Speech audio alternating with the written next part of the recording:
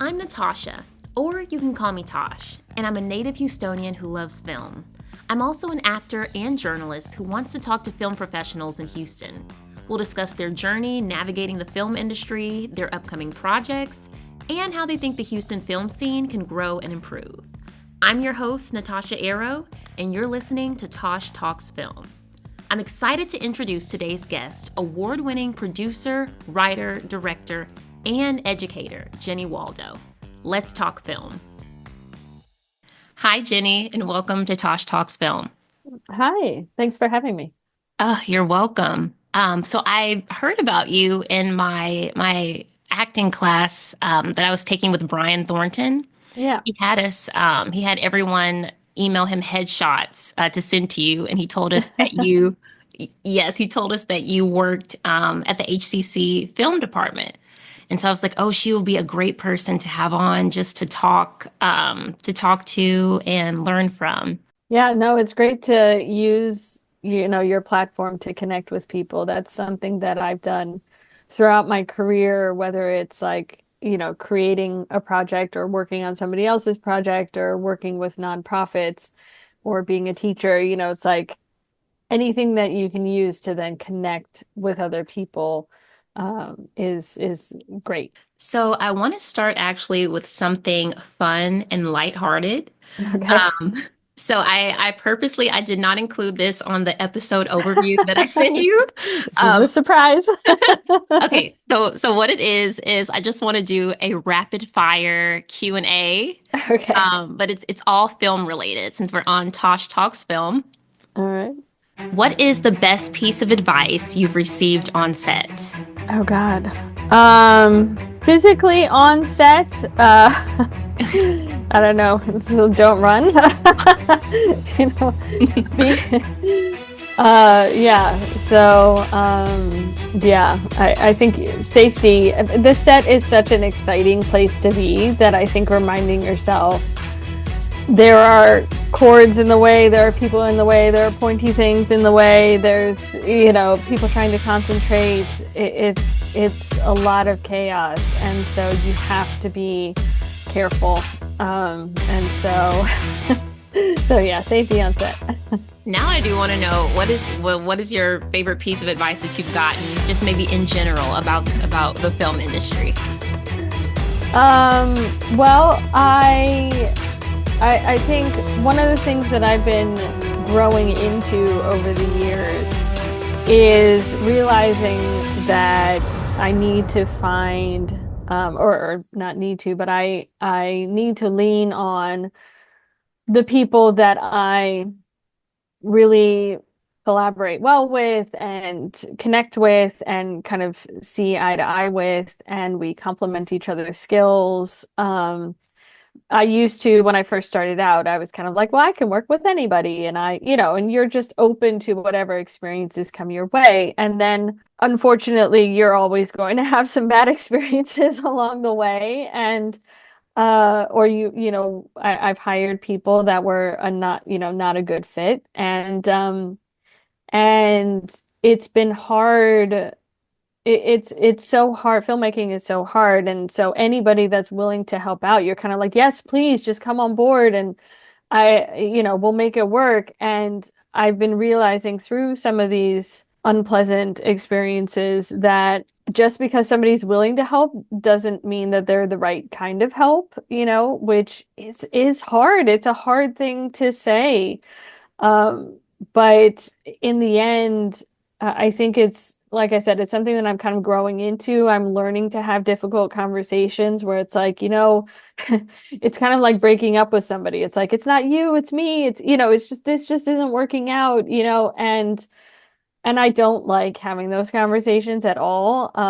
And there are a lot of people that I genuinely like as people, but I don't want to work with on set, and it's hard because this is a people industry and because it's relationship based, Right, right. it can be hard because that personal professional line is so blurred.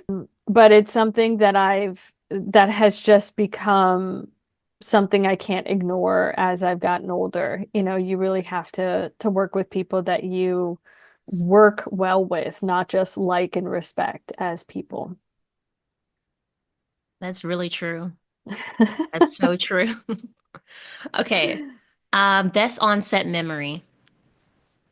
Um, I feel like being on set can be such a blur, but one of my favorite memories from Acid Test from the feature film that we shot a few years ago was we were doing it overnight and people just started getting kind of silly and started like drawing tattoos in Sharpies on everybody's face and arms and it was just uh, at 3 in the morning, you're kind of like, what lens are we using? What's going on? And where are we? And that's where the kind of preparation of filmmaking helps.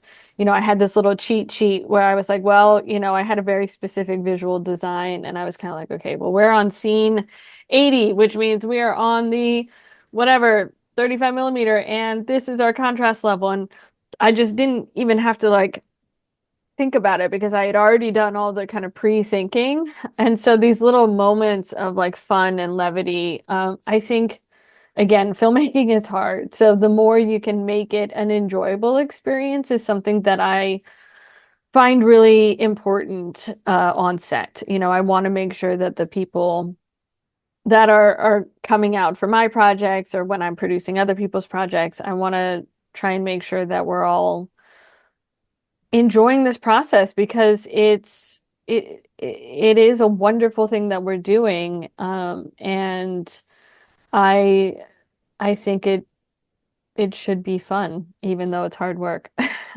Agreed. Agreed. Um, okay, these should be a little bit quicker. Okay. Watching movies at home or in the theater? Well, pre-COVID, I would have said in the theater, definitely. I used to, when I was younger, before kids, I would see movies Friday, Saturday, and Sunday. I was just constantly watching movies, and I loved being in the theater. I loved seeing movies in a crowd and that excitement and hearing people laughing at the same time and gasping and all that stuff. I love that communal aspect of filmmaking.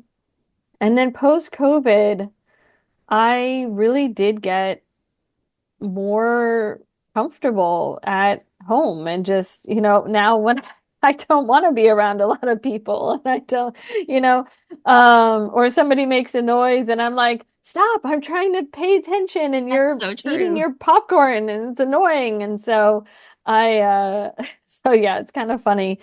But I do still love the theater experience, but I haven't gotten out as much as I should.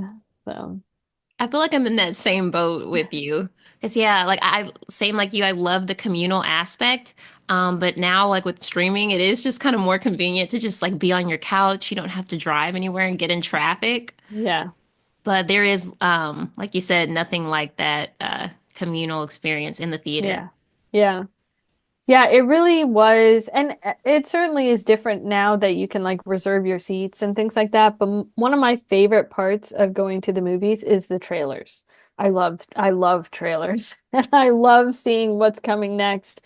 And I hate it when people are showing up, right as the movie is starting. I'm like, you just missed one of the best parts of going to the movies is the anticipation of Yeah. all of these great movies coming. And, like I grew up in the era where like if you wanted to see this movie and get a good seat, you had to line up 2 hours before doors opened, and get your tickets and all that stuff. And so that's part of it too. It's like it's not just being in the theater, but it's like standing in line and people being excited. And the only place I really get that now is like at a festival, where people are Hmm. talking about things. So Favorite genre to watch? Favorite movie genre to watch? yeah, I'm a sucker for romantic dramas and rom-coms. Same. Yeah, Same. I mean, I can't, and I tend to lean much more like drama oriented. But my husband likes comedies, so I'm always watching comedies, and I'm kind of like, okay, it's interesting. I feel like I'm learning, but yeah, the anything with romance, I'm a sucker for. But however, I'm not like a Hallmark or a Lifetime romance person. Like I want like the gritty A th meat to stuff, it, yeah. yeah, like the human Real experience. I mean, aspect. that's why I'm a filmmaker is like I want to get into the dirt of being a human, and like so, yeah. Favorite filming location in Houston? Well, Houston is great because it's pretty easy to film anywhere. So I really appreciate that. And there are more beautiful places in Houston that I like to go to just generally, although I haven't shot there myself. But Mhm. I mean, I did shoot some stuff in the Heights, which was kind of fun. And I think the parks are also really an interesting place to shoot in.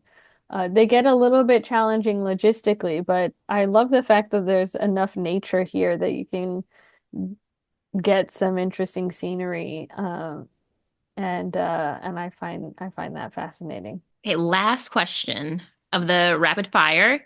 If there was one film director you could meet, who would it be and why? I feel like that's always such an interesting question. And I'm a terrible person at picking like favorite movie or favorite director because I like so So many many. different movies for different reasons. I find them kind of fascinating. I think one person that that I find yeah, I mean she is passed now, but like there was a French female filmmaker, Agnes Varda.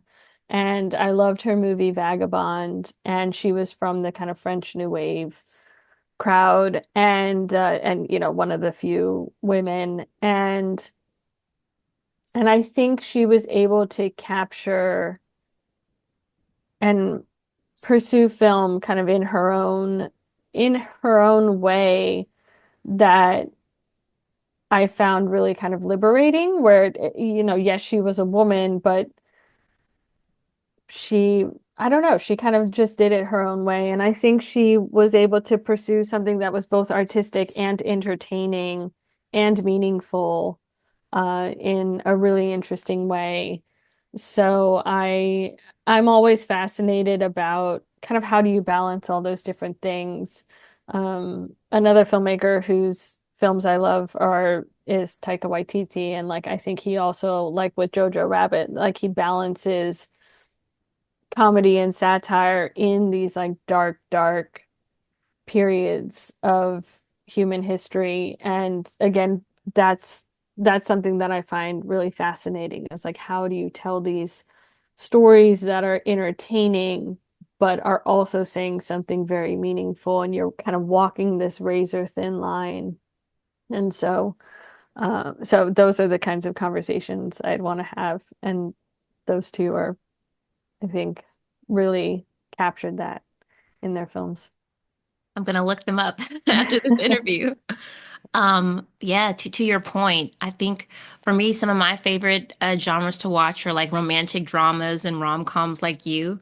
And I've also recently discovered I really like thrillers, because I Mm, guess because they're entertaining and then well, they may not always be meaningful, but I guess kind of what you were saying, I like films that are entertaining but then also say something. hmm. Um, so yes. Yeah, and I think it's possible even at kind of the big blockbuster level. I think that was what was so powerful about Black Panther was that there were some sentiments in there about, the African American experience that are not typically mainstream. You know what I mean? It's like it's just there was some controversial sentiments in there that I thought were really powerful to present in this huge, using this huge platform and saying something kind of big. And same with like Barbie. It's like there's so much like barbed wit in there, of like satire of like what it means to be a woman in this world, yet it's wrapped up in this like very entertaining package where you can kind of like choose to ignore it, or if you don't understand it, like you can still enjoy it, but it's Mhm. there's really a lot in there that if you pay attention, it's quite challenging to the norm. And so again, that to me is so exciting about filmmaking is, how do you kind of, like I said, walk that thin line between those things. Yeah, I'm like, I'm taking it all in because I'm like, yeah, I like Greta Gerwig's films. So I'm excited. I can't wait to see what else she comes out with. Yeah, yeah. Well, but that's it for the rapid fire Q&A. I think you did excellent. Thank you. Okay. So next I want to move into your background, your early career, the beginning stages. What fascinated you or what attracted you to wanting to pursue a career in filmmaking? Yeah, well, as you said, I've been doing this over 25 years, which is crazy.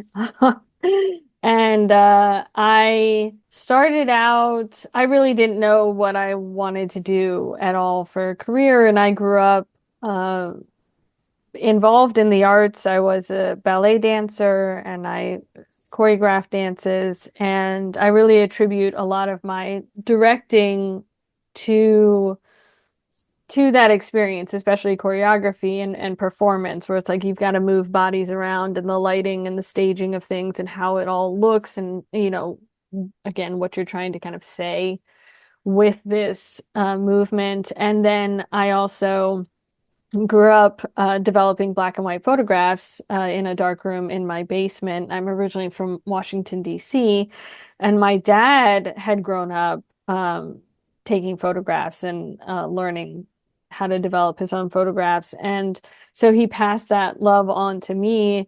And I was that high school kid running around with a camera and, like I had my camera bag on one hand, my backpack, and my dance bag. And I was just like, always had all these things. But I also struggled in school.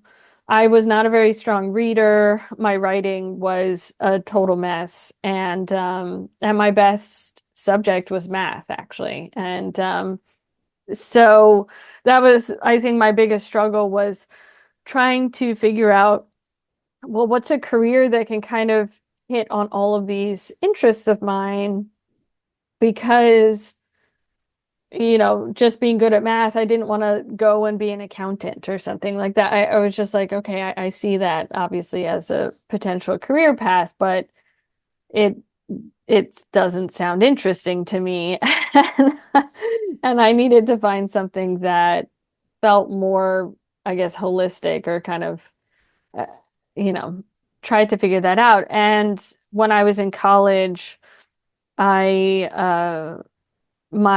I was ended up I didn't really like the dance department at my college and post calculus math gets really crazy and I didn't do very well post calculus. So I had to kind of figure out, well, this isn't going to work. And Mhm. so I became an English major by default because I had gotten some better instruction about how to tame my writing my senior year in high school from this teacher who was really amazing and inspirational. And so I was like, well, I'm a stronger reader, I'm a stronger writer, I like stories.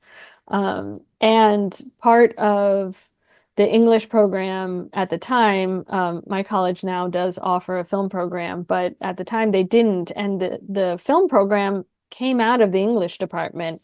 So all those teachers that I had in the English department, they were kind of threading film studies into their English program, which was really interesting. And so I don't know, it was just like this light bulb went off, and I was like, oh, okay, film is a career. Like film is a thing. People get jobs to make films, and I loved films growing up. I mean, watched all kinds of stuff. My dad loved all the big blockbuster sci-fi stuff, and my mom was from Eastern Europe, so she loved all the like crazy, you know, not crazy, but like Foreign films? artsy foreign films, And so I had this very strange mixture of influences and it, like I said, it was just like this light bulb where I was like, oh, okay, it's visual. It, it's telling story. There's movement and lighting and, all these things. It just kind of like came together.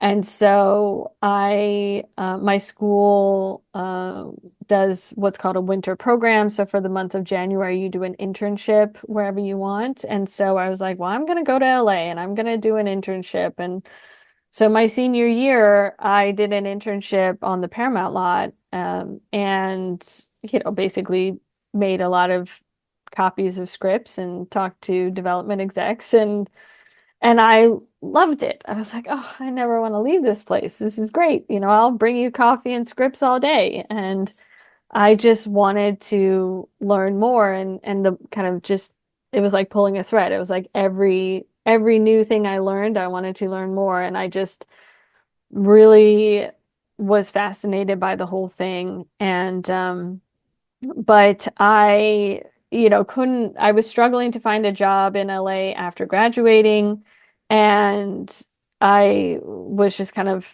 a little in over my head. And so I went back to DC and got my feet wet there. And they have a very strong documentary and educational industry, and also kind of corporate commercial industry.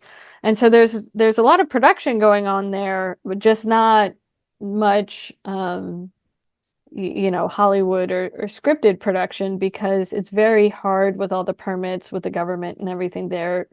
It's just hard to film.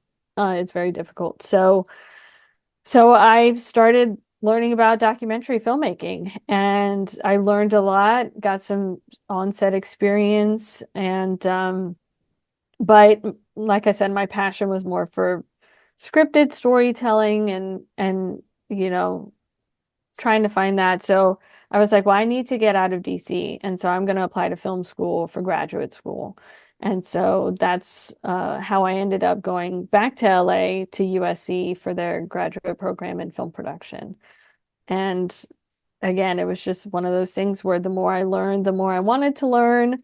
But I also discovered that even though I had grown up taking photographs and really had a strong visual sense of my stories, I was a terrible cinematographer. Like I just, once that It's image, hard. it was hard. And once that image started moving, I was like, this isn't how my brain thinks. I think in still static images. Mhm. And um, so so that was something that was a challenge. And because I already had some producing experience, nobody wanted to be producers. They all kind of wanted to do something more creative, like be the DP or be the editor or something. And I was like, well, but how are you going to make your films if you don't have a producer? And they were like, well, that's why we need you. And I was kind of like, okay. And so I kind of got thrown into it, even though I also wanted to do something more creative like editing or. But it was really helpful because, again, I realized you can't wait for somebody else to give you permission to make your project. You have to go and make your project. And so learning those producing skills and learning how to pull a team together really, really was a game changer for me. And I continued to work in development, which is where all the scripts come in the industry. And I was a reader, and that was, again, I love all of that stuff. But life brought me to Houston, and so I've been trying to figure out kind of how to make it work here. So it's been an interesting journey. I want to circle back to, I am so fascinated by the English course that weaved in film. Like, I'm so jealous. I wish that my college email, or English course did that. Well, what school did you go to? So I went to Oberlin College. It's a Have- very liberal college in Ohio, and They had a so great English program, it had a sounds like. great, yeah, great English program, and they like I said, those English teachers created a film program, I think about 5 years after I graduated. And I think Lena Dunham, who did Girls, I think she was in the film program. And so through Oberlin. So yeah, it was just kind of funny how, but yeah, like I said, it was just like this light bulb. And I mean, the way that it started was more on the academic side of filmmaking, like thinking about film theory, and how do we present images and what's the relationship of the audience to the screen. And I did a thesis paper on that and kind of investigating compulsive watching, because that's something that I've certainly done a lot, where I'll take a movie and I'll watch it over and over and over again. It just, there's just something about it that you keep coming back to. And whether it's like comfort food or something else, it's just like this staple. And so I was fascinated kind of on the intellectual side of things, as well as just, well, how do you make this? And the more you learn about filmmaking and the more experience you have, I mean, the more you realize what a miracle it is that any film makes any sense, because you've got hundreds of people working on this project. Uh, you know, all of those things have to work together. So it's like an orchestral music piece. It's like, or a jazz band or something. It's like you've got all these people, especially I think with jazz, it's Oberlin has a conservatory there, and I was a piano player. And so I played piano at the conservatory, as well as, being an English major. And I remember taking a music history class, and the jazz program at Oberlin is amazing. And the lead of the jazz program, who also passed away a couple of years ago, he came and he was talking about like the nature of improvisation in jazz, and how like people are always fascinated by how it seems so seamless. So like somebody goes off on their solo and then everybody knows exactly when to come in and how to like shift with the solo. And he's like, it's like a flock of birds. Like they don't all necessarily know when to turn, and maybe they bump into each other. Like we don't know, but it kind of seems like they all know what they're doing. And so it was such a fascinating concept. And I think about that a lot in terms of film, because everybody is doing something artistic, which takes a certain amount of inspiration and creation and improvisation, depending on, kind of within a certain latitude, depending on how much people are going off script or not. But it all kind of has to work in concert together. And that is something kind of magical that you can't paint by numbers. It's just amazing. I've never thought about filmmaking that way, like kind of like you said, as an orchestra, but it makes so much sense. That's so Yeah. cool. 'Cause you have like the lighting department, you have editing, you Right. have the directors, you have the producers. It's a lot going on. Yeah. Yeah. And if somebody doesn't, I mean, even just to the smallest level, like if the coffee isn't out at the right time, like that can ruin Oh everybody's yeah, craft concept. services, you can't Oh, forget yeah.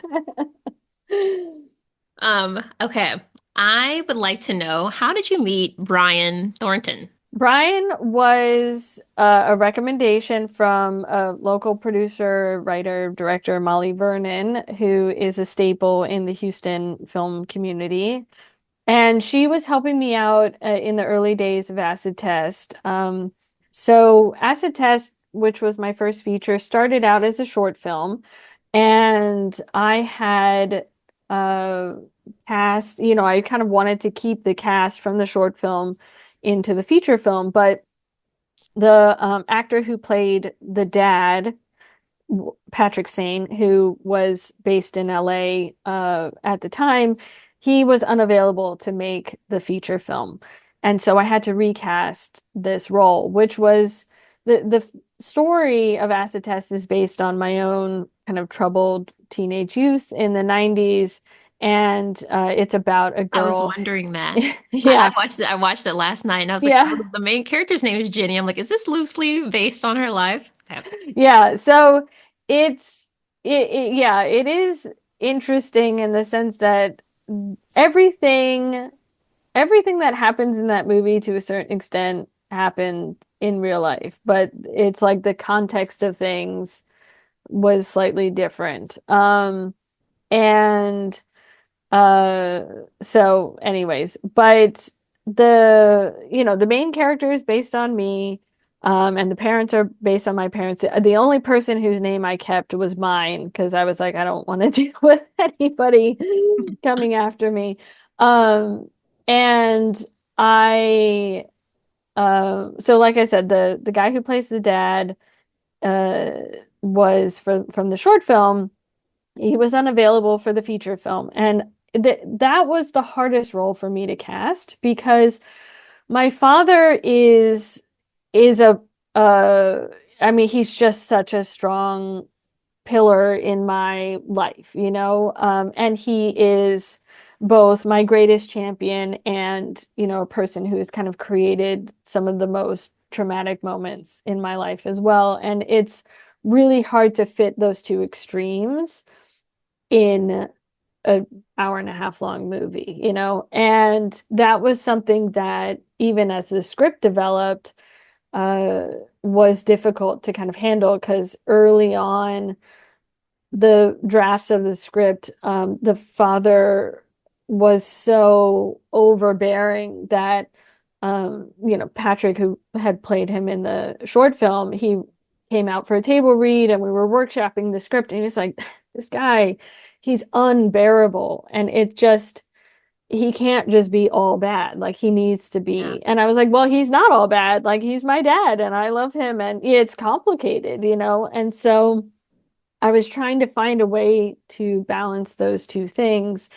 And again, in casting it, it was difficult because I, uh, the actors that I was seeing, even for the short film, they either would play the best friend or they would play the villain, you know? And I was like, I kind of like, can you do both? Like, you know, like, and so it was such a difficult thing, and Patrick really encapsulated that, which was wonderful. So I was like, God, how am I going to find somebody else who captures this essence? And so Molly, who was helping me with casting, she was like, well, you know, Brian is a staple in the community and he's done, you know, a bunch of bigger projects and Friday Night Lights and, you know, all this stuff. And she was like, you know, let me see if he would be interested in coming out. And he came and he gave this reading of the scene where they're on the sofa and he reads her college essay. And when I had written that, and for those of you who haven't seen the movie, the college essay is somewhat critical of the father in the movie, which again, you know, has some true elements to it. But you know, in my personal experience and in the way that I had envisioned it when I wrote it, that scene was like this explosive, like, you know, that the dad kind of erupts and is like, how could you paint me as this monster? Like, I am not a monster, and you know, and all this stuff. And Brian came in and read that scene the way that it plays in the movie, which is kind of like just hurt. And I cried. I cried. And I was like, I'm crying in this live audition, you know? And I was like, God damn it. You know, like, and he just brought something that I hadn't even considered, you know? And I was like, well, I guess that's it, you know, like this is where we go. And it's just that, to me, casting is one of the most exciting parts about being a director for me, because it's, you know, you're looking for people that obviously see the characters or understand kind of where you're coming from, but then again are bringing something to it that elevates it to some other level, which feels true and feels right and feels nuanced in a way. Um, because again, that was, you know, especially telling a story based on true life, it's like I could feel my own blinders, you know, I could feel it. I'd be like, if I could just see outside of my experience, like maybe I would understand this. And so it was so helpful to have people come on board. And, you know, Brian just would ask these really interesting questions, and he has a very different process, like, which was also fascinating because as a trained director, we're trained basically in like the Stanislavski method, you know, like that's how most actors and most directors are trained, is like we're using our action verbs and our adverbs and trying to find motivation and figuring out the business of the scene and all this stuff. And he was like, well, tell me how I'm feeling. And I was like, this is literally not what I'm supposed to tell you. What, like, because that's like the quintessential like bad director move. It's like, I just want you to be more angry. Can you be louder? Like, just be louder. Like that is just stereotypical bad directing. And here's Brian going like, well, am I angry in this moment? And I was like, so it was very challenging and interesting and fascinating. And the fact that he was able and has this process to look at emotions in a way that makes them accessible and understandable without being a caricature of what angry is, because that's something that I try and teach my students all the time. I'm like, okay, well, when you're angry, what do you do when you're angry? Like, what is your behavior? Is like, do you furiously clean the house? Do you go driving on the highway at 100 miles an hour? Do you pick a fight? Do you eat a bunch of ice cream? Do you go exercise? Like, when you're feeling a feeling, you humans just psychologically will act it out in some way. Mhm. And whatever you're acting that out as is the emotion kind of comes through, but it's the behavior that you have to focus on. So that's kind of, again, that's where you find the truth of things. It's like, yes, you feel this way, but how is it coming out? And so when you could see the hurt and the anger that he feels over, his daughter writing this college essay that kind of makes him out to be a monster, like, and he doesn't react in kind of how you're expecting. It's you're kind of like, okay, why? Or like what's behind this? And it just that to me spoke to, again, kind of the nuance of this human experience that I think was more powerful than maybe what the reality was, if that makes sense. So I don't know. That's a long-winded story, but Brian was fascinating to work with. And No, I enjoyed it. I yeah, enjoyed yeah, listening. I do. yeah. I think he did an incredible job because, like you were saying, you were looking for somebody to kind of capture every, I guess, all essence of your dad. Like he wasn't just always Hmm. like a very strict, stern person. And I loved seeing just the moment when the family was at the dinner table.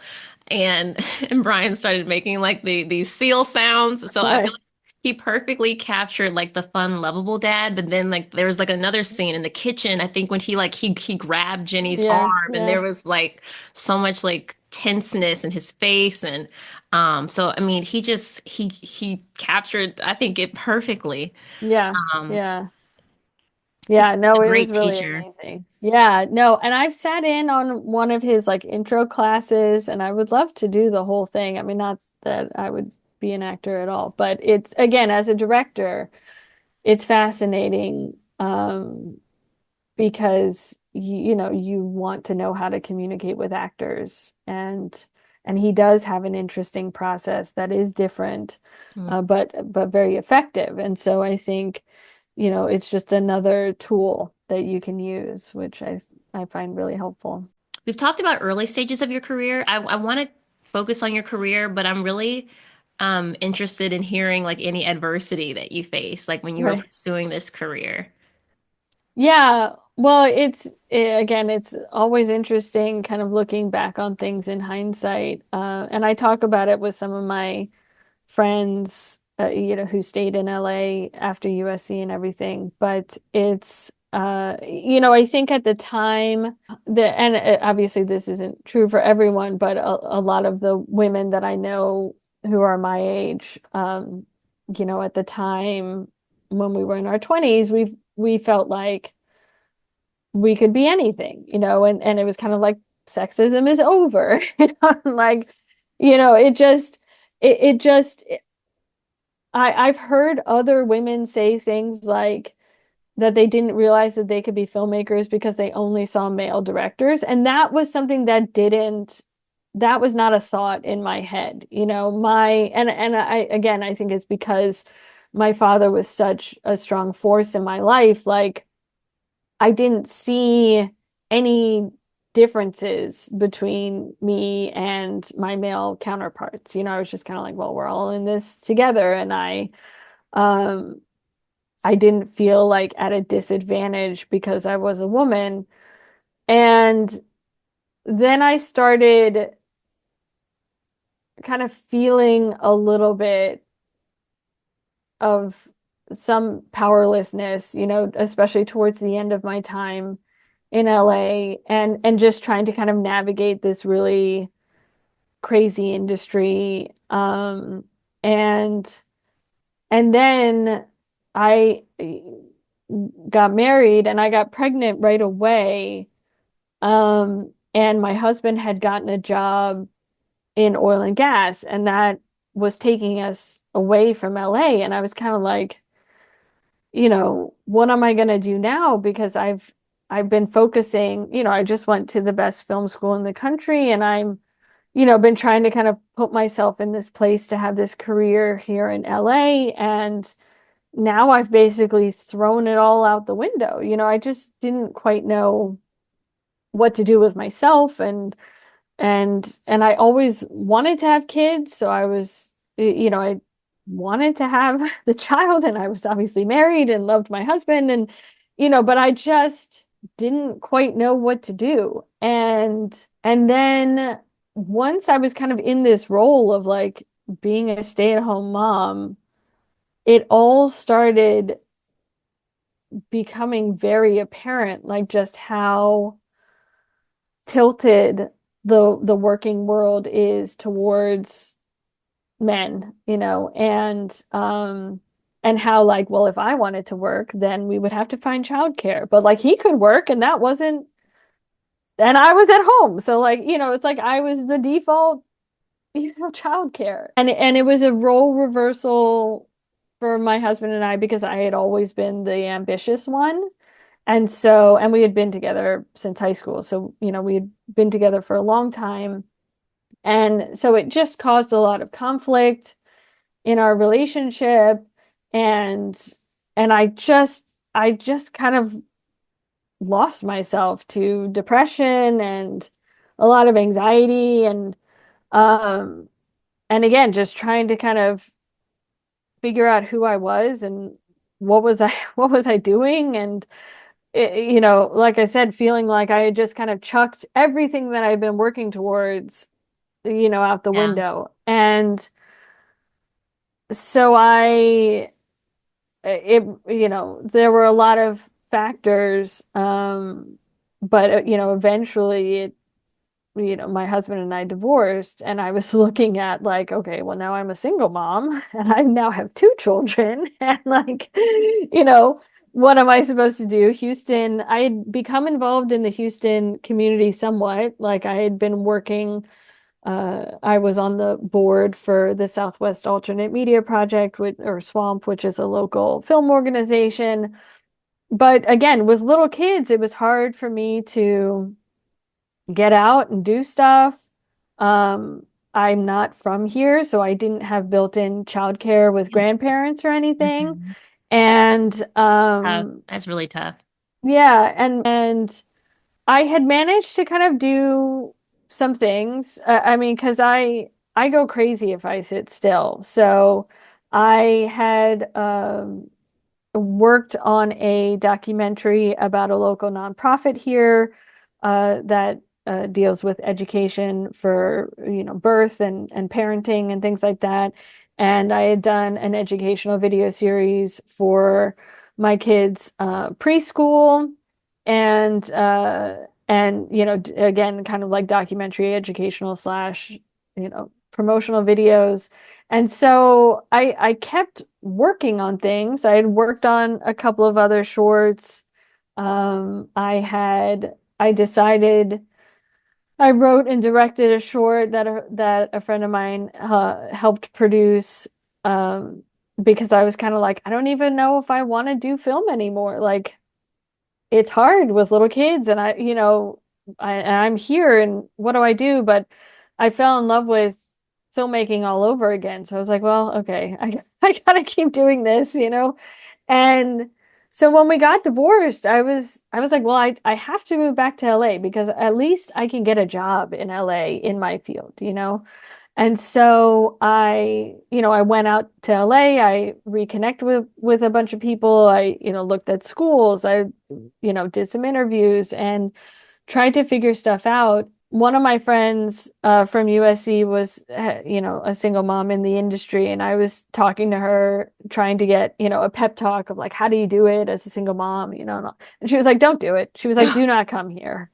And I was so heartbroken by that. I was like, and part of me was kind of like, well, you're doing it, so I can do it too. Like, well, who are you to tell Yeah. me no, you know? But she was like, "Look, do you have the resources for after school childcare?" Because she was like, "You need a nanny, because the way the jobs work, because I'd probably be an assistant somewhere. It's like you're working typically like 8 to 8, and then you're in LA, so you've got a huge commute somewhere. Yeah. And most of the after school programs end at 6. So what happens between 6 and 9? And, you need somebody to pick up your kids. And again, I didn't have family resources to help out with that stuff. And she was like, and then, what are you going to do for schmoozing and like going out for drinks and doing weekend reads where you've got to read all these scripts and all this stuff? She was like, you know, what are you going to do? And so it it was kind of a wake-up call because I, was basically the only parent my kids had at the time. And I was like, well, I don't want to abandon my children because, they've already been going through this divorce and, they didn't see their dad much. And so I was kind of like, well, I need to be here for them. And I can, again, had already been involved in the Houston community, had already been working on some things. I could afford to live here. And eventually, I found teaching at Houston Community College and their filmmaking program. And I was like, well, let me just see what I can pull together. Because, especially right out of the divorce, a lot of my friends and parents were like, well, now is your time, to reclaim yourself and all this stuff because it had been about, 7 years since I had left LA and I had, regretted it pretty much ever since I left. And but I was like, I'm in the middle of this like huge emotional hurricane and I don't, and I've got kids, and that's a huge stake to just kind of I don't want to be that parent that drives off to pursue their dreams and just the kids are like, like, Like, what do I do? what do I do? And so I, I really wanted to make sure that I could pull myself together. And I was doing okay, and I had a great support system here. I had friends with kids, and so That helped. and the kids were stable and again had a good community. So I was like, well, I can make it work here. And I can make films here. And that was my friend in LA. That was the other point she made. She was like, the internet had changed so much since we had come out, in film school in the early 2000s. And she was like, you can write and direct and make films anywhere. She's like, do that. Focus on your own work. And instead of working for somebody else as an assistant just to be in the industry, and I was kind of like, well, that makes a lot of sense. And so that's what I did. I just focused on what can I do? How can I develop my own voice and my own path and make sure that my kids have a stable and eventually things stabilized with their dad and I got remarried and things are actually like really really great, but it's again something that I always talk to my students about as well because I think the one thing that people don't prepare you for it really in any profession is that work-life balance. Like what are you going to do when somebody gets sick, or what are you going to do if you have a child with special needs? Like what are you going to do if you get sick? Like what happens? Um, how do you pursue your career? How do you be ambitious without uh the kind of sacrificing yourself along the way, or being miserable while while you're doing it and being miserable with everybody else. And so it really was, even though, getting divorced was, not at all what I ever wanted to do, and I don't think anybody ever does. It was also such like a gift because it really shifted my perspective on life and what my priorities were and how I wanted to live my life, and just gave me a sense of gratitude that I was missing in my ambition, before that, where it was all kind of like, well, it has to be this or it has to be that, or I have to do this. And, and I was almost being my own gatekeeper because, like, for example, my USC thesis film, when I didn't get into Sundance, I was like, oh, well, I guess that's over, moving on. It's like, and I totally missed out on this whole wonderful world of other festivals that I could have gotten some play at, and developed that network. And it's something that I certainly had from the East Coast, but this kind of like excellence mentality Yeah. of like, well, if it's not the Olympics, then you suck. It's like, but there's a You whole failed. world in between, And so, yeah, exactly. You're not a failure just because you're not winning an Oscar. There's so much in between, and I just want to live my life and enjoy it and enjoy the people in it. So yeah, so really, really was just such a world shift for me. I'm glad you had a good friend like that in LA to kind of give you that advice, to stay where you are and, continue to make a name for yourself, like where you are. Um, I feel like I've gotten similar advice, for me wanting to pursue like a career in film on camera. I'm asking people, do I need to move to Atlanta? And then I spoke to a man I think he's an assistant director in Atlanta, and he said, no, stay where you are, build your network, don't move anywhere until you get your footing. So I'm glad I Yeah. guess we both have like friends like that in our life that, give us that good advice. Um, so yes, thank you for that. I want to talk a little bit about what your work at HCC. What exactly is your title there?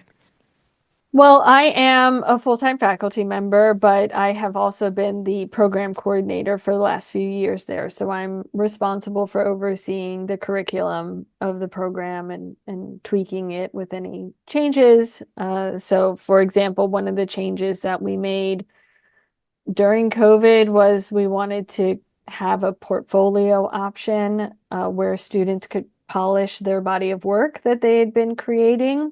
And so I developed that class and have been teaching it. And so we're, constantly trying to make the program better, shift with whatever's going on. We're certainly going to need to figure out how to adapt with the AI tools that are available now.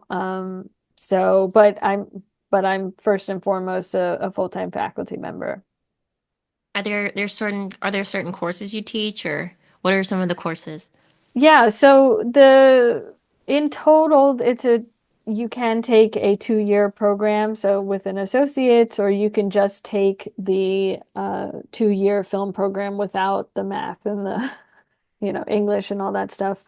And it's a workforce program, so it's designed for people to get into the workforce. So it's more of like a technical school as opposed to an academic school.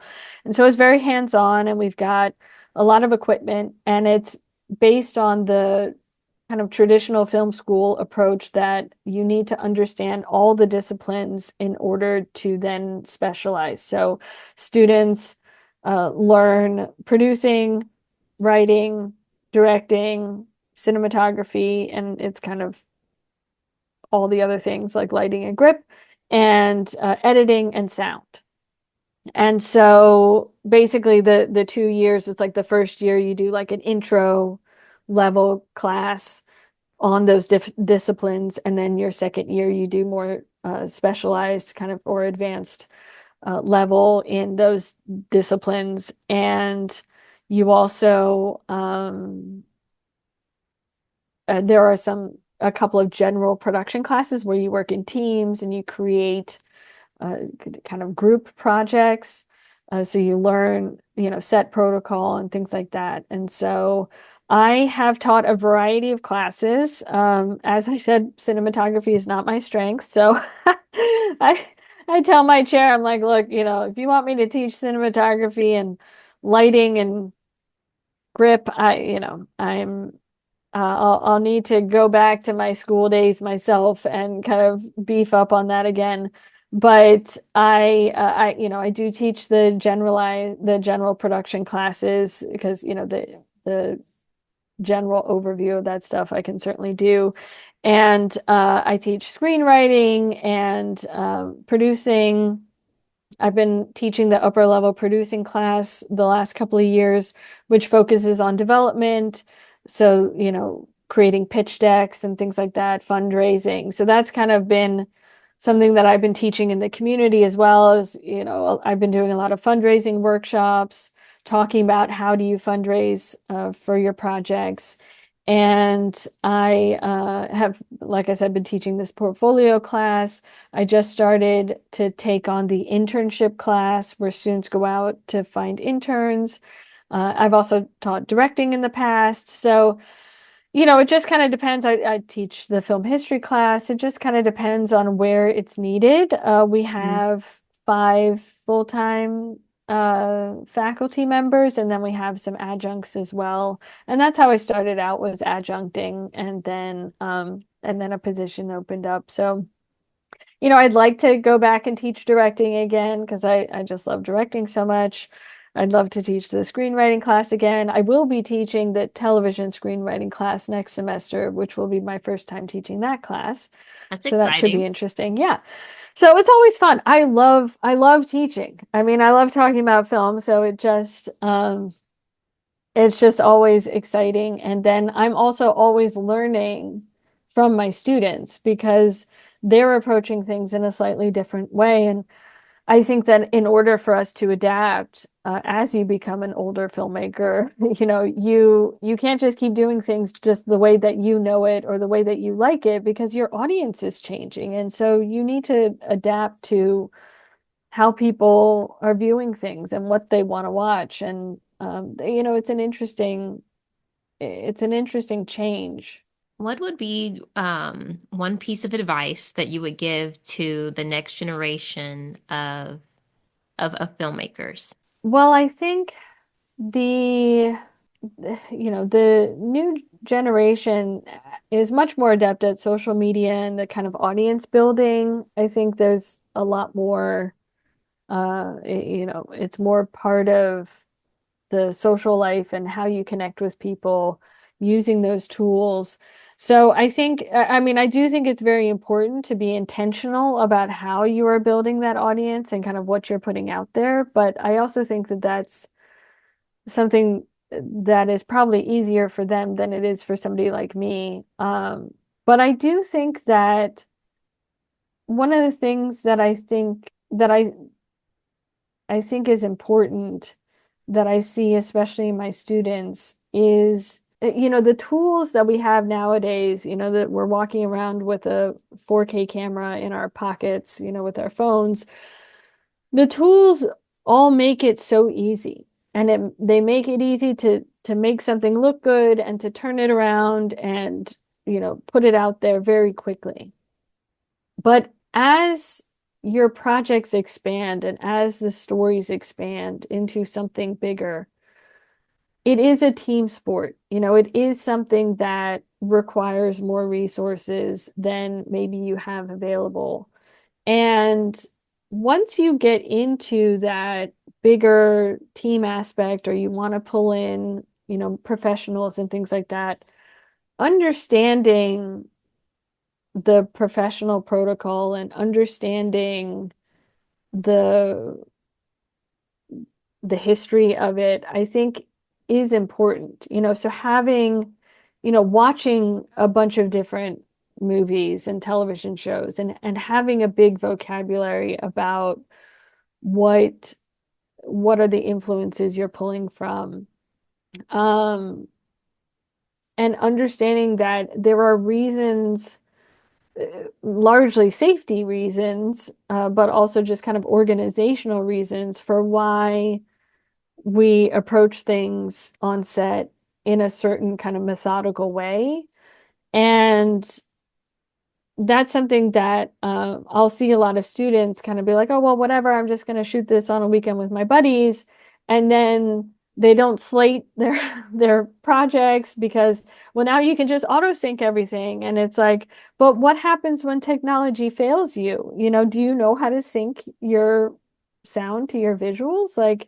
Or they'll just use the onboard microphone for their sound and then it's garbage, and it just sounds terrible. And so there is a method to the madness, and I don't want to say that there are rules because I also believe that rules are meant to be broken or bent or kind of, worked around, but I think you need to understand them in order to figure out how are you bucking the system? How are you presenting something different? Because when you look at the history of film, you start seeing the cyclical nature of it. And every generation has people who are experimenting who then gain some traction and gain power and money and then they become kind of the rulers, and then they become old and or too big or too they're not doing anything interesting and so they start failing, and then you have to have these new generation of filmmakers come in and experiment and kind of break the system and reinvent it. But it happens over and over again. So the new generation of filmmakers who feel like they're doing something so crazy and so out there and nobody's ever done this, it's like we've all been there. Like we've been like we've all thought that we were the experimenters and breaking the system and doing things our own way. And I don't mean that to belittle or dismiss it because like I said, I'm learning from my students because they do have a different perspective, but it's more just kind of that awareness of how do we work together? Because we're all still, at the end of the day, we're artists and we're trying to tell something interesting that speaks to the human condition in whether it's entertaining or not, or more educational or whatever. But it's, you need a vast resources or you will encounter a vast resources of people with backgrounds, and learning to work with those people and understanding kind of where they're coming from, I think is important. So having an understanding of that history has certainly helped me understand it because I hate it, and especially having my own kids, I hate it when people are like, oh, well, the new generation doesn't know what they're doing and they have no attention span. It's like, well, I don't know. I'm seeing some really amazing things and exciting things coming out of that. So I never want to judge it negatively, but I do think that it's about, well, we have different perspectives and different interests, but we all want to tell a story and we all want to connect. So like how do we connect together? I think is what I'm looking for. So I don't know. Is that advice?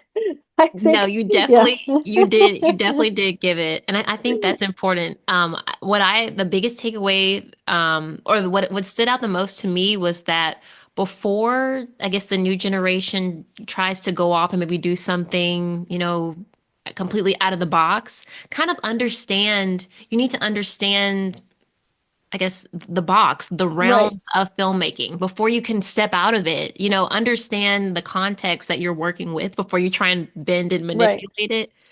Right. And I think the reason, and this is what I try and tell my students a lot as well, is that I can't teach you to be a genius. That is just something that, I can't give you artistic talent. But there are tools, and like you said, the box, understanding what works and why something works is how you will be able to do it again and again. And that is something that you can build a career from. If you're just shooting from the hip all the time and it's just it's lucky that it came together in some coherent way that people are interested in.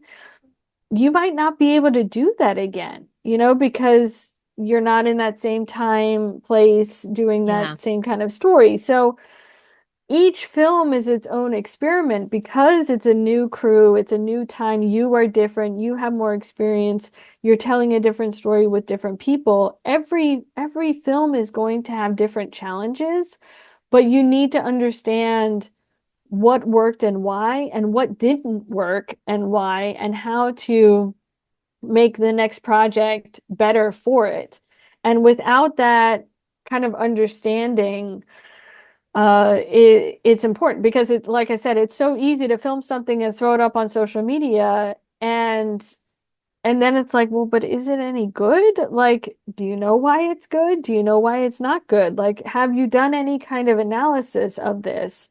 I think is important because all of the media that we're exposed to is training us into what we expect to see and why and what it means and things like that. And it's a visual language that everybody is absorbing. And so we respond to things without even really thinking about it. It just makes us feel a certain way.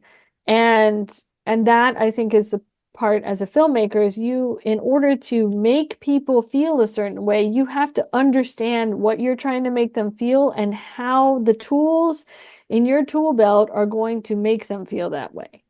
So, yeah. Perfect answer.